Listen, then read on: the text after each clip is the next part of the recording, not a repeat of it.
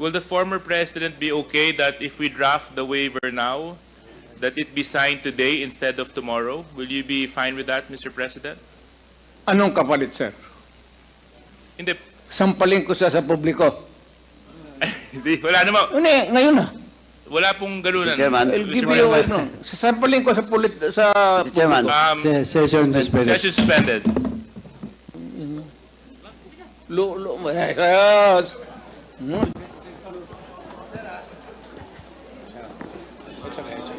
Sabi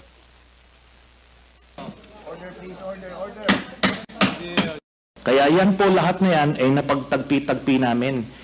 So, kaya that would explain kung bakit protektado si Michael Yang kahit na may report itong si Colonel Asierto.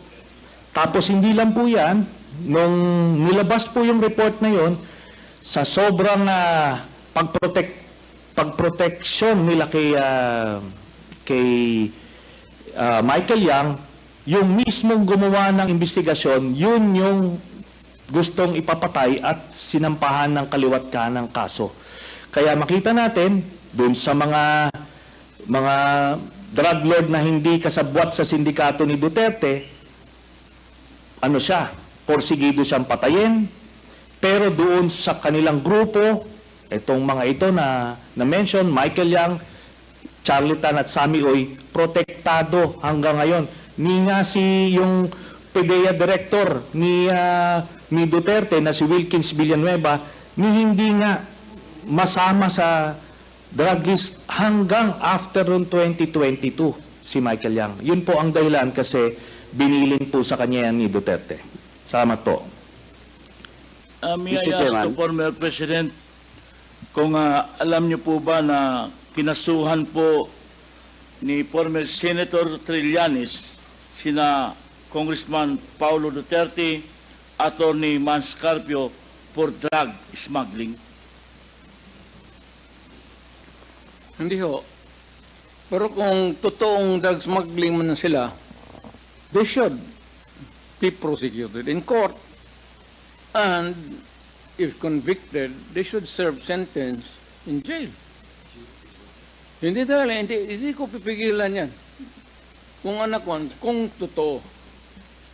Ngayon, yung narration dito ni ko kilala itong taong to, forgot his name. Your Honor, if there is an iota of truth, iota lang, baski konti lang, you can find out, may nilagay siya ng records. Now, I'm willing to execute an affidavit or kayo na lang to summon the banks pursuant to my waiver. Kung may totoo lang maski isa, I will hang myself in front of you.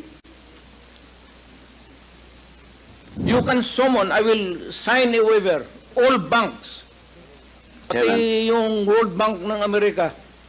Kung may isang totoo lang nakiting, I will resign and I will ask my daughter to resign and everybody in the family.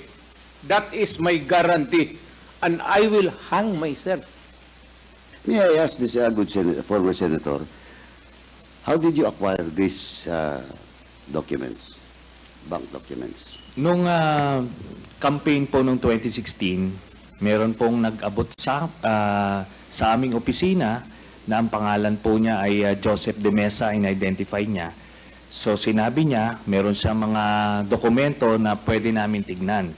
So, kampanya po yon, hindi po namin nabigyan ng atensyon until siguro a few weeks after, nakita ko po, yun pong nandoon, iba't ibang accounts.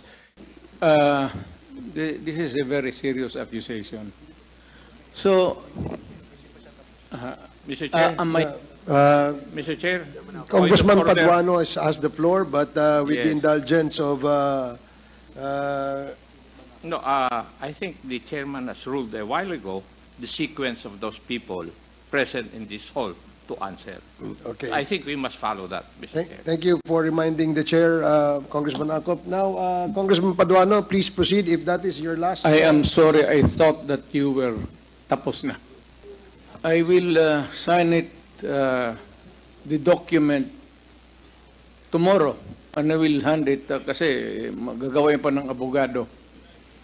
But I said, if there is an iota of totoo yung sinasabi, I will hang myself in your presence. I will invite you all to be a witness. Just so that we can put to rest this issue of waivers, because it's been going back and forth. Will the former president be okay that if we draft the waiver now, that it be signed today instead of tomorrow? Will you be fine with that, Mr. President?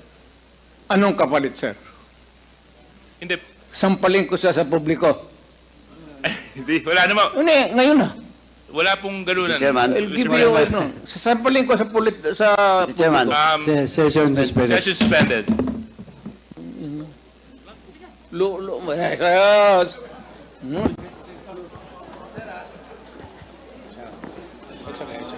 Sabi